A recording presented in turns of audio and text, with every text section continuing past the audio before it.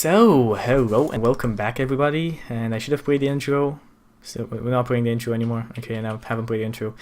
This is Storytellers Talk to Twitch chat, where we talk to you guys about the show.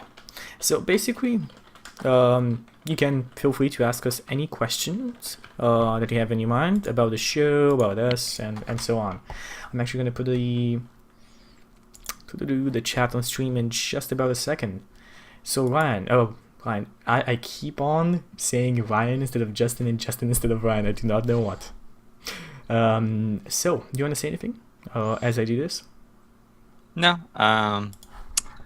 Funny story. I was out running errands today, and I ended up being like 20 minutes late. Actually, more than that, really, because I expected to get back like 10 to 15 minutes before, so I ended up being like almost 40 minutes late.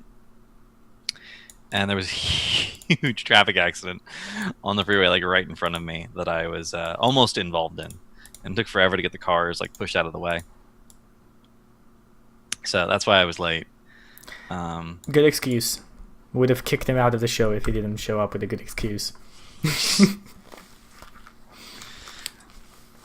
Yeah, I've asked him for pictures as well. I mean, I can't believe him on his word, can I? Why would I take pictures? That's just morbid. I mean, I don't know. You've done some pretty dark things in the past on this show. I've thought dark things. I haven't done dark things. There's a difference. Anyway, I've seen accidents that big before, but I've never been that close to one. Yeah, only one time that happened to me.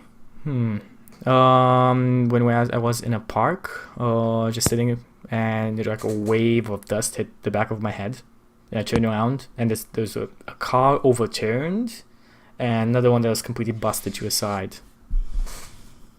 So yeah, guys, you might be experiencing some dropped frames. 1 second.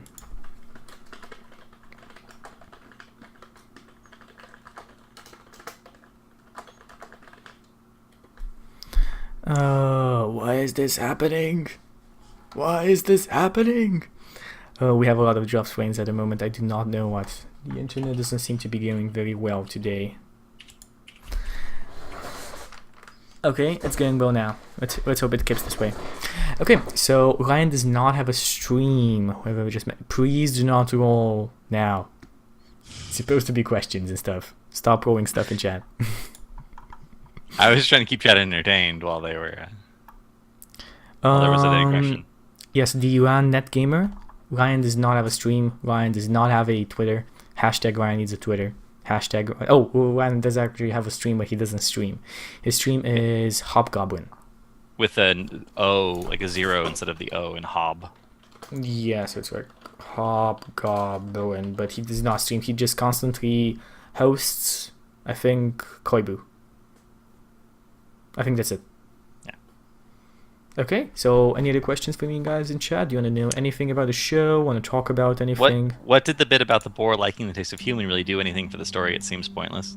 Sometimes, so one of the best show I've ever watched is called The Wire, and I'm sure a lot of people in chat have heard it. And if you haven't watched it, you really ought to. But the creator of The Wire did an interview once where they were asking him why he made one of the characters gay and then didn't follow up on it. It was like literally this guy was a total asshole. He was kind of one-dimensional. And like in the third season, you saw him for a second in a gay bar and he was drinking and he was smiling and he just looked happy. And they never followed up on it. And it was like, well, why didn't you follow up on it? And he says, well, we did that for a lot of people. We didn't want these to have these one-dimensional characters. This is a quote, we laid a lot of pipe, but we didn't necessarily have to go back and pick it up. Yeah, so, I mean, it might have been important. That's the whole thing. It might have had a relevance. Like, for example, if the wolf wanted to kill the humans and took up my offer, maybe he went on killing humans, and they would have had a point in the whole of this. Yeah. So when you're telling stories, generally you add in a lot of little details that flesh it out, and you do that to give your imagination like anchors to hold on to, so that you can continue developing the story. What a lot of what editors do actually in real life is when they go back and they edit a story, they take away the anchors that didn't lead anywhere. So you have a sort of a slimmed down version of the idea. And I've edited things before for people who were professional writers, and it's an interesting process. But when you're telling a story live, you don't have an editor. You can try and self-edit, but self-editing loses some creativity. So you try and get those anchors going without trying to lose the focus of the story. And so it's a difficult balance. Okay, so yeah, that's kind of about it. What else? I don't think I have anything else important that I don't wanna talk about. Do you have anything you want to talk about? I mean, I can talk about storytelling for like hours, because it's so important to who we are as people. We understand things that are told to us as stories, and we interpret the world based on the stories we tell ourselves. So it's really important to be able to understand stories and where they're going and what they're doing. And this is like a psychological thing. We literally understand stories we tell ourselves. There was a very interesting study, I believe it was at the University of Chicago, where people would be able to interpret data correctly if it was something they didn't care about. But if you gave them the exact same data and it contradicted something they cared about, they couldn't interpret the data correctly. The story they were telling themselves about how the world was disagreed with the data, and they wanted to believe the story over the data, so they rewrote the data in their mind to fit the story that they had. The specific example was about gun control, and it was a political study, seeing if people who had a certain political opinion their minds could be changed by looking at data, and the answer was no. In fact, they're even more committed to their story once they see data that contradicts it, which is insane. But it gives you an idea of how hard it is to change a story when you've told yourself a story. Yeah, people live their own lives. Like it's where the saying stems out of: you believe what you want to believe, you see what you want to see. Yeah. It's also why, what a tangled web we weave when we first practice to deceive, because we're making up stories that aren't true. And the first time you make up a story that's not true, it's usually bad. And it usually has too many anchors, there's too many little points, there's too many details. And then as you grow up, you learn to lie to your parents better and get out on parties that you're not supposed to go at. So it's important to understand that some of the stories you tell yourself aren't true, and it's important to make your stories try and fit the facts. It's basically like you could sort of sum up science as we try and make our stories fit the facts instead of making our facts fit our stories. Yeah, and you could call your religion the other way around. I was trying not to bring up religion. Too bad. Like you think about religion, religion's taught via stories. Yeah. It's never like, oh, you just do this because. Like, there's always some elaborate story about why we celebrate this day, or why candles continue to burn, or right. Or why, if you do this or if you do that, you go to hell or you go to heaven. Yeah, and there's always parables and examples. And if you think about it, that's probably the origin of why religion exists, is because we have to tell ourselves these stories, and the stories were instructional tools, and eventually they became, so repetitive over time that they were considered sacred. And you put them all in one book, and you have the first religious book. I was expecting for you to say, so you kind of can say that religion is where all lying started. Okay, that was a bit harsh for me. I'm sorry for any religious people. I just really expected for him to say that. I'm pretty sure lying predates religion.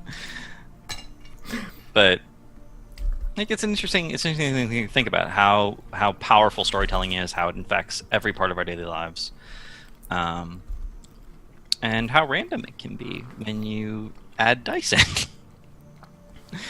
First, we're not getting any questions or comments. You guys just want to hear me ramble about stories for I've been talking about this for I think 5 or 6 minutes now, and no one has any commentary or feedback. You're just listening to the sound of my voice. I'm done talking about stories. If you guys want to ask questions, that's fine. I ramble on about stories for hours and hours and hours. Okay, so guys, when we have just a random rule for you guys when you're watching, don't post links or roll with a bot when we have questions up. So if you want to say anything during this, feel free to ask us questions, because we want to answer your questions. We want to know more about what you think about the show. We want to get more feedback from you guys, so we can know how to better make this. Don't we have any questions? Well, Harley, there's always the VOD. yeah, so that's kind of about it. I mean, we're just waiting here. Yeah, yeah. I mean, it's Captain Obvious here. Okay, I like the oatmeal comic about how to be good at your religion. Are you religious, Justin? No. What? No. I'm gonna say no. Answering in detail would require a digression into several different subjects of inquiry. But there's just a yes or no. Just yes or just no. no. Okay, so nobody. Thanks for that, Orvis. Happy you enjoyed it. That's why we do this, because there might be people that have questions. There might be people that want to give us some advice for certain stuff, and yeah, we're gonna try and have guests as like a regular thing, or semi-regular thing. Yeah, well, it's kind of hard because of scheduling, but we'll try. I mean, we can definitely. We just need a background of people that we can ask for a guest. I'm gonna set up a format in which we have like a Skype group with people that wanna join in, and just have a big Skype group of people that are interested, and we'll kind of do that in a way. But I don't know yet. It's still an idea in progress. Like, I'm gonna talk to Trigger as guest. I mean, Trigger's a D&D player. She'd probably be fine. Trigger would be a great guest. I mean, she's gonna be on Simon Says, so I mean, who knows? Maybe we'll get her here as well. Oh, well. Bards are actually like a really recent invention. Believe it or not, the word for song comes from the word chanson, which is French, and wasn't in use until like the 12th century. Prior to that, music didn't have lyrics. There was music, but there were no lyrics. So putting words to music is an invention that's literally less than a millennium old. It's very, very recent. And prior to that, you're not going to have bards. Freight train. It depends. For example, now I enjoy more being a player because I DM a lot. I think I think a balance is usually what you wanna go for when playing D&D. I think if you wanna be a DM, because some people don't wanna be a DM. Some people are just good players. If you wanna be a DM, go be a DM. But even as a DM, you will see that at certain points you have those off sessions where you really wanna. You just don't wanna prepare those many hours beforehand, and you just wanna play. I mean, as I said, at the moment, I love being a player, but I like the thing that we have going on, like being a player in Pinball Storytellers and a storyteller, and being a player in Simon Says. I mean, I would have, if I could, like another campaign while I'm a player, but I really enjoy DMing a lot. What do you think, Justin? Do you prefer being a player or a DM? It depends on the system to a degree, but I think overall, I prefer being a DM when I have time to do it. But the way I generally like to DM involves a lot of time commitment, so I can't. I don't have enough time in my life right now to be a DM. So I prefer being a player because it's literally the only thing I can do right now. Okay, so what is your favorite? What is your favorite non-D&D tabletop? Warhammer Dark Heresy. Non-D&D, that's tough. Like D&D is at the top of the market for a reason. Yeah, but or Pathfinder. I would say Pathfinder as well. But it's kind of D&D based. That's still D&D. It's still D&D, so I'll say Warhammer. What do you think? I've never played Warhammer. Of the things I've played, I would probably have to say Vampire the Masquerade.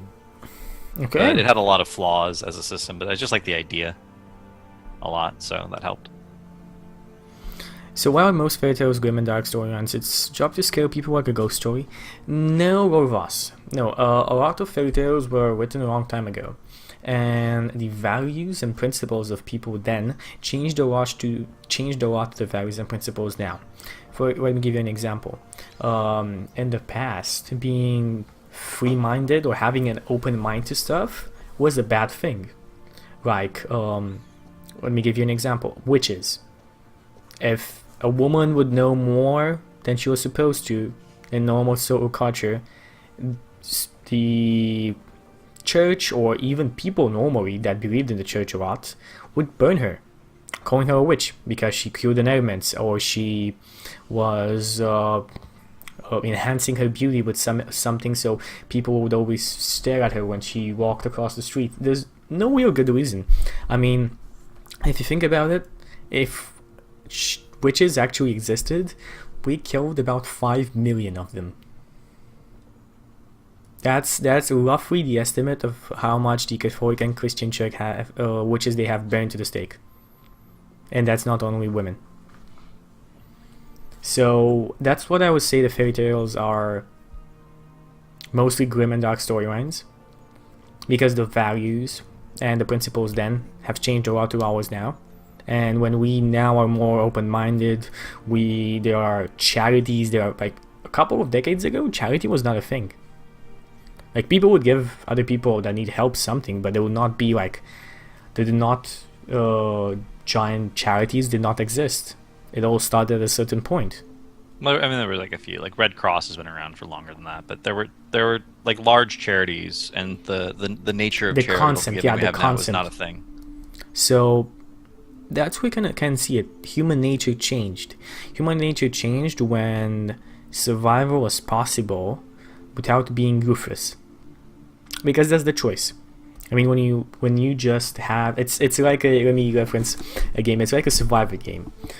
At first, you will kill everything just so you're okay, that you know you have everything. And after you've built a civilization, after you have everything, after you have food, water, everything, you try and be better. Because you already have everything.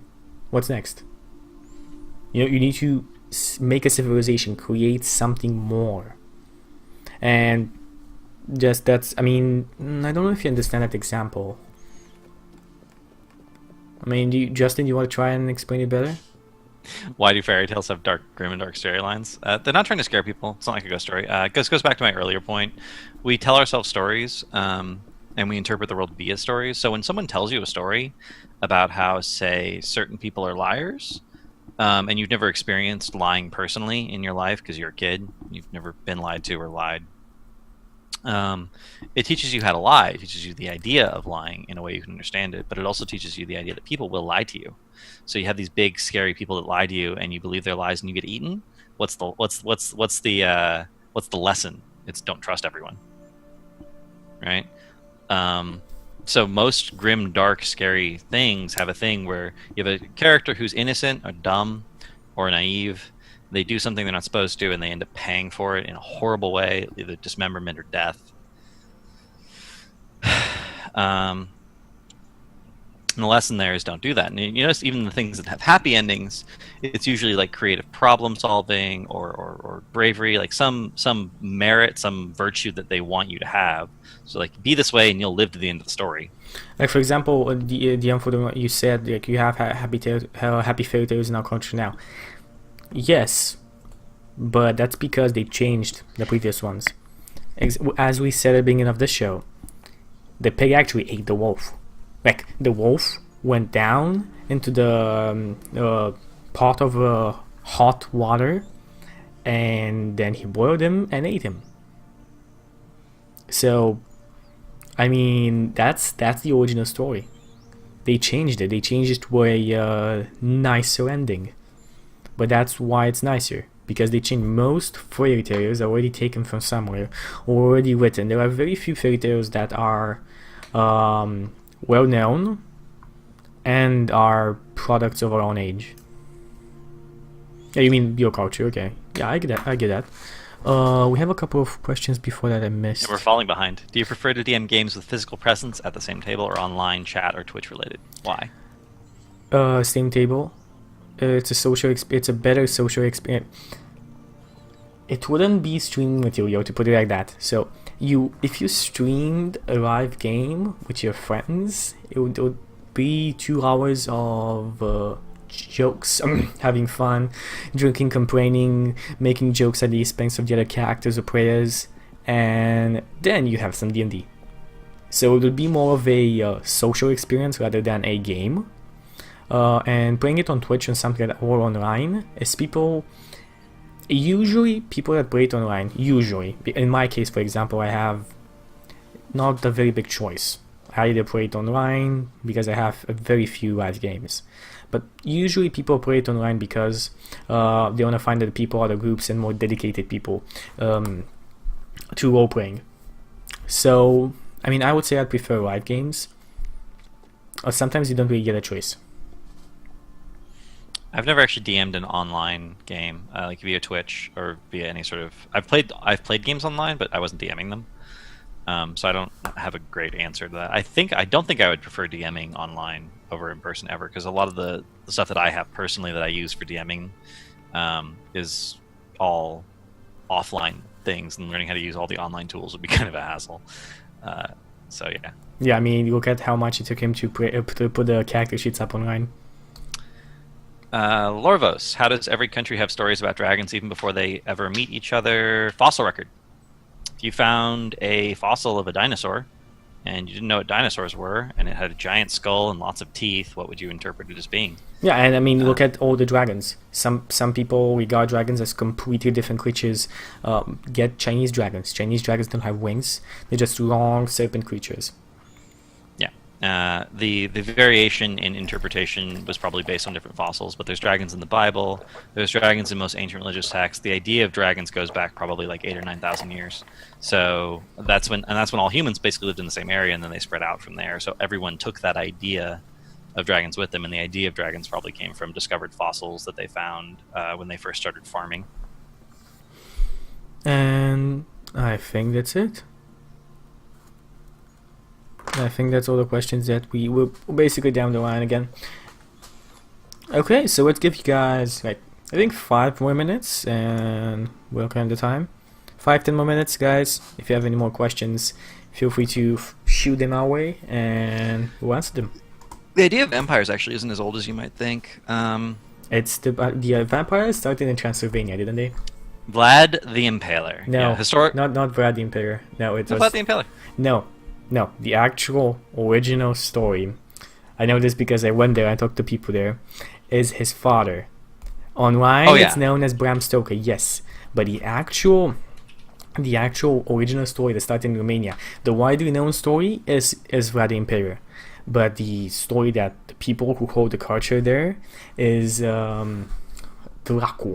You have devil in English for devil. Dracu is the name basically Satan in Romanian, or a devil, and that's where it started. Vlad Dracu was the name of Vlad the Impaler's son, I think, or something. His name was Dracu anyway, and he started the whole impaling stuff. Impaling was from other, like Stefan the Great in our country impaled actually more people than Vlad the Impaler, which is weird. Like Stefan would have whole regiments of Turk armies that surrendered to him impaled there on the battleground. Like all in all, Stefan was a merciless killer, but is known as the Great in Romanian history. Romanian history is very bloody, extremely bloody. Like we were either fighting the Hungary because they were taking Transylvania away from us, or either fighting we actually were born in war. Like we were born from Thrakes fighting the Romans.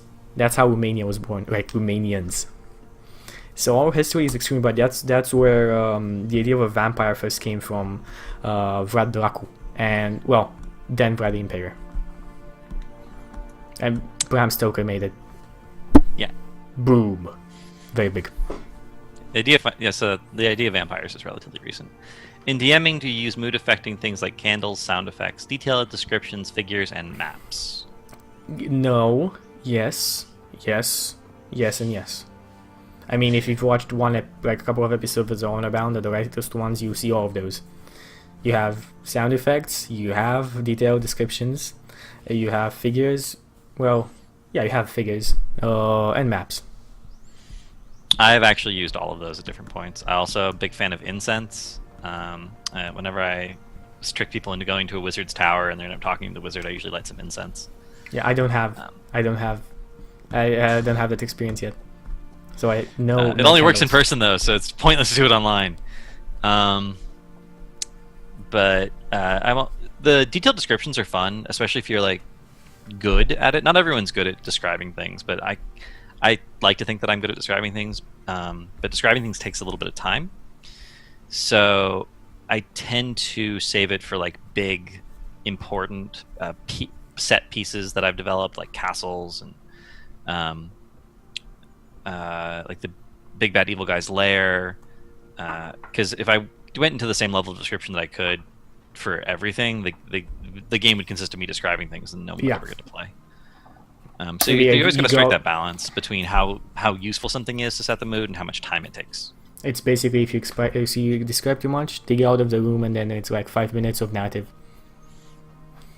Like for example, you can see what comes to mind right now recently is like the Unbound episode we had with the sewers that were not. I mean, we had the maps of the sewer, didn't really describe them, but then we have like a 2-minute description of the monster they were fighting, because it was the first time they saw it, and even out of game they didn't really know what it was. So like, use your description wisely. But this is us rambling on because that wasn't actually a question. Justin, do you plan on DMing campaign on Twitch?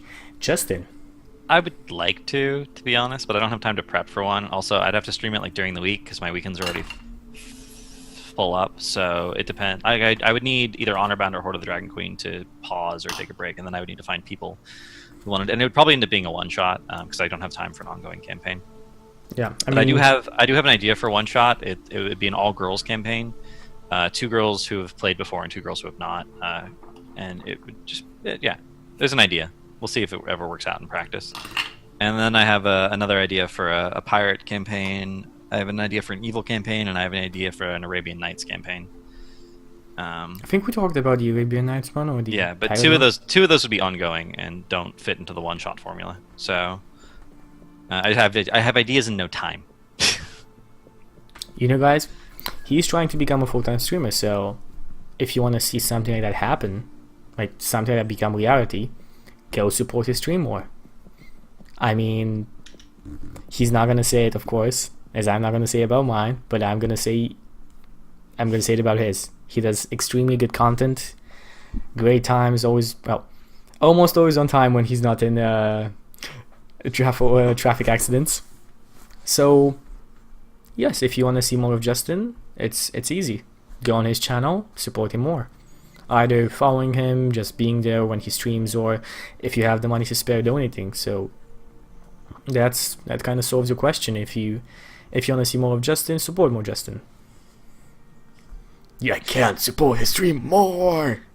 Do you think we'll be able to play D&D like a game with Oculus Rift-like experience with full body within the next 35 years? Yes.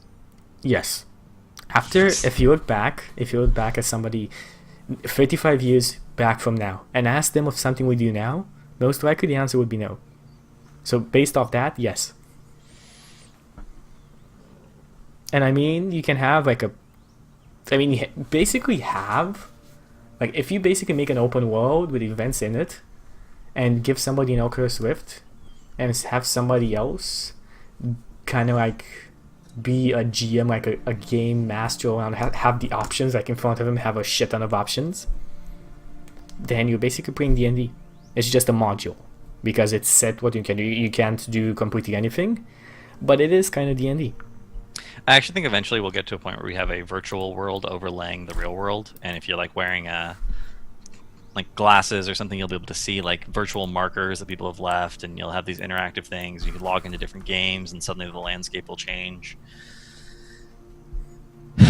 So we're gonna have some crazy ways of interacting with reality and changing how we perceive reality over the next 3-5 years. And the corollaries to that are going to be difficult to guess at. Like, a lot of people predicted the automobile, and not a single person predicted how the automobile would affect teenage sexual patterns. But it did. That was like one of the most dramatic effects, is suddenly kids were driving out in the middle of nowhere and having sex, and no one predicted that. So yeah, we're going to have technology like that, but trying to guess how it's going to affect our world and how it's going to be used, that's actually the hard part. Yeah, it's basically just throwing a wrench in a cave of primeval men and see what happens. It's a far-fetched comparison, but it's close to it. You don't know really what will happen. If, for example, if any of us would go into a science lab where technology like this is being developed, we wouldn't understand really anything of it until somebody explains this. You roll it, and then you have a number. Understand? And that's kind of the idea. You understand how you want to do it, but you don't know how it's made. You don't know how to make it, how to make another. You don't know how to evolve this into something better, like normal, average man. So there's always going to be new stuff that people will be doing with technology because you don't know how it's made, but you know one purpose of it. Usually things can be used in many different purposes. I mean, you've seen a lot of people doing a lot of weird stuff with other inventions that were not created for that. Examples don't pop to mind right now, to be honest, but I know it's a sound statement. I'm trying to think of something. An invention that was made for something but used for something else.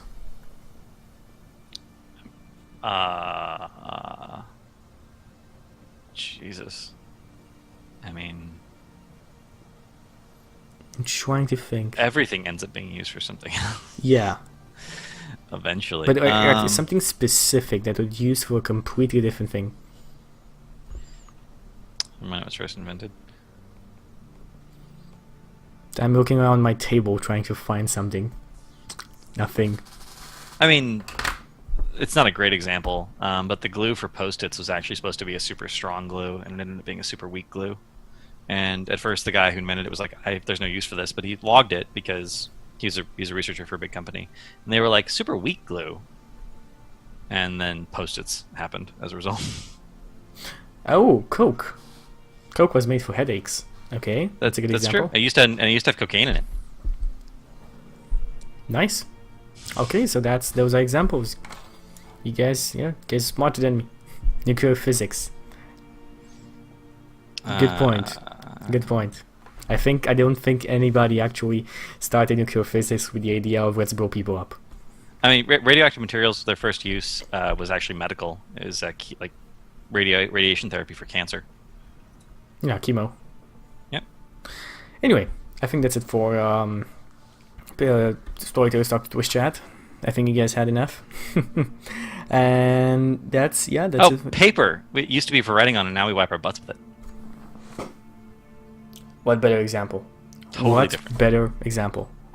Anyway, that's it for us, guys. You know to follow me. It's just down below if you want to follow, and we have the quest schedule down there as well. Talked about it before, and I'm going to talk again.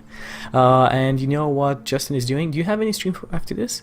Yeah, I'm going to stream after this. It's going to be a bunch of Hearthstone. Okay, so, I mean, it's going to be hosted from here, but I do urge you not to stay in this chat. I urge you to go in his chat over there, because there's a bunch of people that, I think most of the people that you meet there are here as well.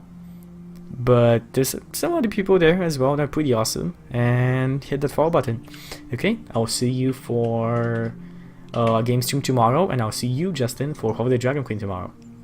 Alright. Oh shit, actually no. Fuck, no game stream tomorrow. I just remembered. I'm going skiing. Okay. I just remembered. I promised my girlfriend I would take her skiing, so there's actually no game stream tomorrow, but there is Hover the Dragon Queen. Alright, well, don't break a leg. That is going to happen at 22 GMT plus 2. Okay, so see you guys later. Bye bye, and have a good night.